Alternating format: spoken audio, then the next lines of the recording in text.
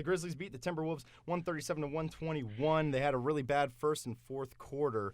Andrew Wiggins put up some points, but his team still lost. So that's about where it is for me. Minus 11 there for Andrew Wiggins. Plays no defense. Plays absolutely no defense. He's gonna shoot the ball a lot. Yeah, he shot 50%. He shot 21 times, 11 for 21, went 3 of 8 from 3, had 30 points. But this is a Minnesota Timberwolves team that you just really never know about on a consistent basis. They either beat a really good team or they lose to a really bad team. There's no in between with this team at all. But you got to give credit where credit's due here for the Memphis Grizzlies. Dylan Brooks, man, he's been great for the Memphis Grizzlies, as well as Ja Morant. Just big-time games from both those guys, combined plus 19. And the stat I like, Dolby, is Ja Morant had 26 points in 26 minutes, and Dylan Brooks had 30 minutes in this game, 31 points. So that's very efficient scoring by both those guys. Great win for the for the Grizzlies in this one. You gotta like to see the young Grizzlies going out there and scrapping against a tough Timberwolves team that has shown some promise early in the season. Bad loss there by the T-Wolves on the road. They are now 4-3 on the season.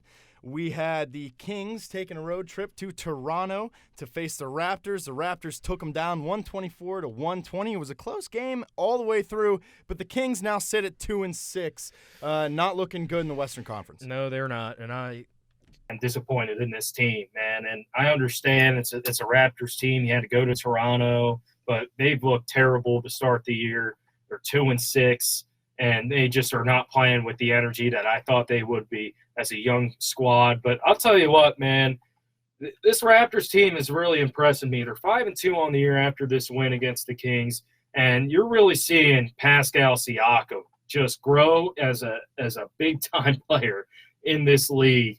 And I said it a few weeks ago. He understands now that he has to be that dude on the Toronto Raptors, and he has been that dude for the Raptors. And Kyle Lowry's played pretty well for the Raptors, being his kind of Robin. It's been a really good year for the Raptors to start, and it's because of the play of Pascal Siakam. And they got a great coach in Nick Nurse.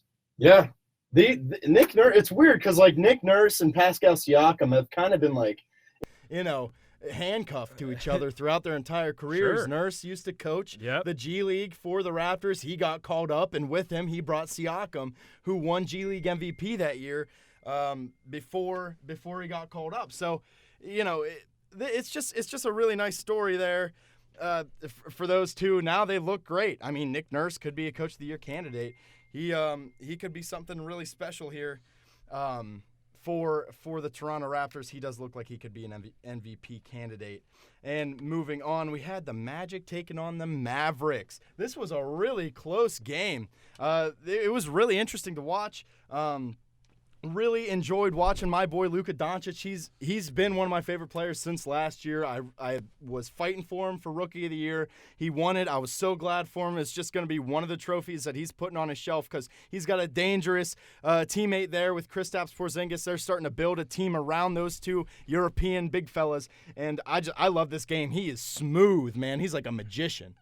Yeah, Luka Doncic is a big-time player here in the NBA, man, and I'll tell you what, he's been great for the Dallas Mavericks this year, and they had a big third quarter in this Magic Mavs game, and that really changed the complexion of this game. The Mavs outscored them 32-23. Luka Doncic, I mean, you're impressed with this guy, Dolby, all the time. I love this guy. He had 27 points, came up big with the game on the line, but this Orlando Magic team, man, they had chances in this game late, and they just could not execute at all. They had 6 guys in double figures. Aaron Gordon led the way with 23 points, but he had the ball in his hands late, and he just couldn't get the job done. This was a really tough loss for the Orlando Magic. Good win for the Mavs. They continue to keep pace up there in the really good Western Conference, now 5-2. Just a great win, and they've been a good team all year. I've been impressed. Yeah, I think Luka really just really just won this game for him. I mean, he had 27 points.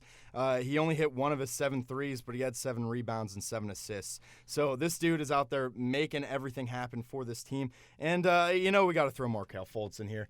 He's actually been playing this season. He's been playing okay. I mean, he had 24 minutes there at the starting point guard role now for the Orlando Magic. He's overtaken DJ Augustin, who we compare to George Hill out in Milwaukee, who we'll get to their game later. But, Markelle Fultz +9 in the plus-minus rating. He had 3 steals. So this kid, he's making a contribution here for the Magic. You have to like to see it. He's been okay. Didn't hit any threes, but he is what he is right now. And he's going to be the same guy, I think, Dolby. He's never going to be somebody that you can just give the ball to and say, create for me. It's just never going to happen. He's going to be what he is, 5 of 10. Actually, a pretty good game here for Fultz. Did miss 2 threes. You mentioned the stats, but I'll tell you what, he's just going to be the same guy. He's never going to be that dude, that guy that you can just count on game after game. He's going to be a contributor for you. He's going to be, I guess, in your starting lineup right now, and you're going to get what you get from him.